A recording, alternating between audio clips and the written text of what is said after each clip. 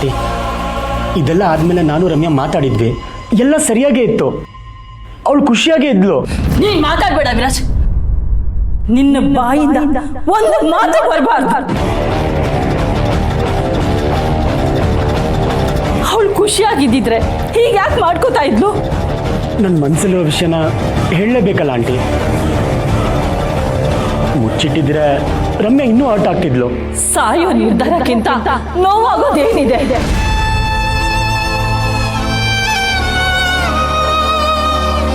ವಾಸಂತಿ ಹೇಳ್ತಾ ಇರೋದು ಸರಿಯಾಗಿದೆ ವಿರಾಜ್.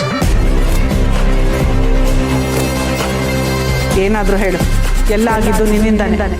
ನೀನು ರಮ್ಯಾ ಬಗ್ಗೆ ಯೋಚನೆ ಮಾಡಿ ನಿರ್ಧಾರ ತಗೋಬೇಕಾಗಿತ್ತು. ಈಗ ನೋಡು ಏನಾಗಿದೆ ಅಂತ. ನಿನ್ನಿಂದ ಅಮ್ಮನ ಮಾತು ಮುರಿಯೋ ಹಾಗಾಯ್ತು ಅಂತ ನನಗೆ ನಿನ್ನ ಮೇಲೆ ಬೇಜಾರಿತ್ತು. ಆದರೆ ಇವತ್ತು ರಮ್ಯಾಗೆ ಏನಾದರೂ ಹೆಚ್ಚು ಕಮ್ಮಿ ಆಗಿದ್ದಿದ್ರೆ ಯಾವತ್ತೂ ನಿನ್ನನ್ನು ಕ್ಷಮಿಸ್ತಾ ಇರಲಿಲ್ಲ ವಿರಾಜ್.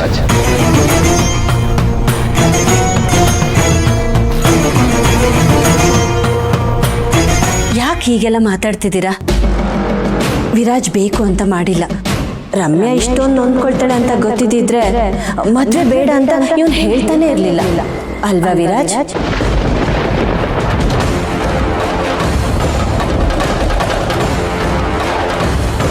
ಇನ್ನೂ ಕಾಲ ಮಿಂಚಿಲ್ಲ ವಿರಾಜ್, ಇದನ್ನೆಲ್ಲ ಸರಿ ಮಾಡ್ಬೋದು.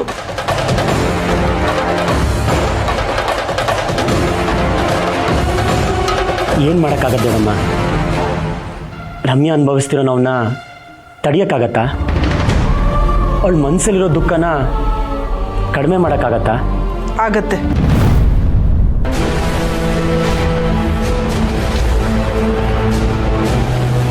ನಾವು ಪ್ರೀತಿಸೋರ್ಗಿಂತ ನಮ್ಮನ್ನು ಪ್ರೀತಿಸೋರ ಜೊತೆ ಇದ್ದರೆ ಜೀವನ ಚೆನ್ನಾಗಿರುತ್ತೆ.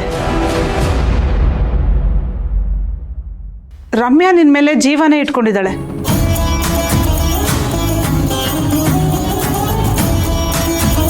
ನೀನು ಸಿಕ್ಕಿಲ್ಲ ಅಂತ ಆ ಜೀವನ ಕಳ್ಕೊಳ್ಳೋಕ್ಕೆ ಹೋಗಿದ್ದಾಳೆ.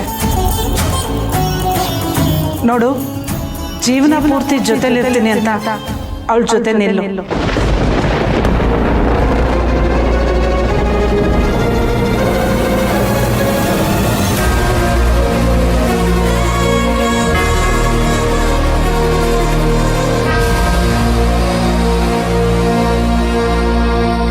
ದೊಡ್ಡಮ್ಮ, ಏನು ಹೇಳ್ತಿದ್ದೀರಾ? ಸಿಂಪಲ್, ರಮ್ಯನ್ನ ಮದುವೆ ಆಗ.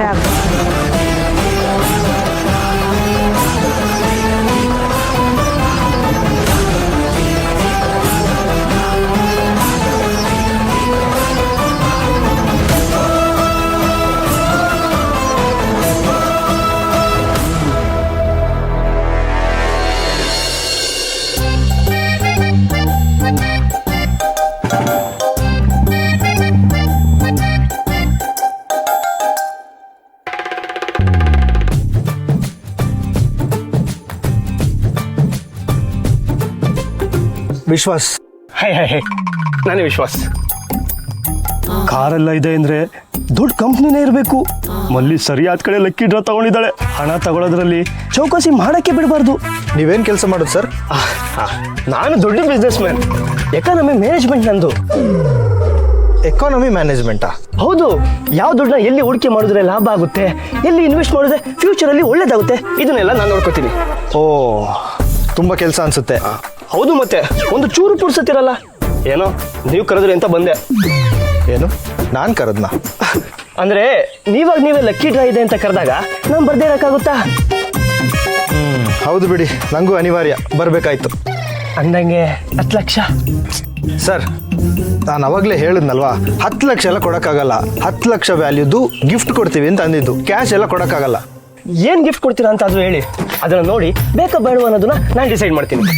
ಏನಂತ ಹೇಳೋದಪ್ಪ? ಯಾಕೆ ಸರ್ ಸುಮ್ಮನೆ ಇದ್ದೀರಾ? ನೋಡಕ್ ಒಳ್ಳೆ ದೊಡ್ಡ ಕಂಪ್ನಿ ಥರ ಕಾಣಿಸ್ತೀರಾ. ನೀವು ಬರೀ ಜುಜ್ಬಿ 200-300 ರೂಪಾಯಿ ಗಿಫ್ಟ್ ಕೊಡಂಗಿದ್ರೆ ನಾನೇ ಮನೆ ಅಡ್ರೆಸ್ ಕೊಡ್ಬೇಕು ಹೇಳಿ? ಅಷ್ಟು ಕಮ್ಮಿ ಇದೇನು ಕೊಡಲ್ಲ, ಜಾಸ್ತಿ ಇದೆ ಕೊಡ್ತೀವಿ. ಕೊಡ್ತೀನಿ ಅಂತ ಅವಾಗಿಂದ ಹೇಳ್ತಾನೆ ಇದ್ದೀರಾ. ಏನು ಕೊಡ್ತೀನಿ ಅಂತಾದ್ರೂ ಹೇಳಿ, ಇಲ್ಲ ಅಂದ್ರೆ ಬಂದಿದ್ದಾರಿಗೆ ಶುಂಕ ಇಲ್ಲ ಅಂತ ನಾನು ವಾಪಸ್ ಹೋಗ್ತೀನಿ. ಇರಿ ಒಂದು ನಿಮಿಷ. ಏನು ಗಿಫ್ಟ್ ಅಂತ ಹೇಳೋದು?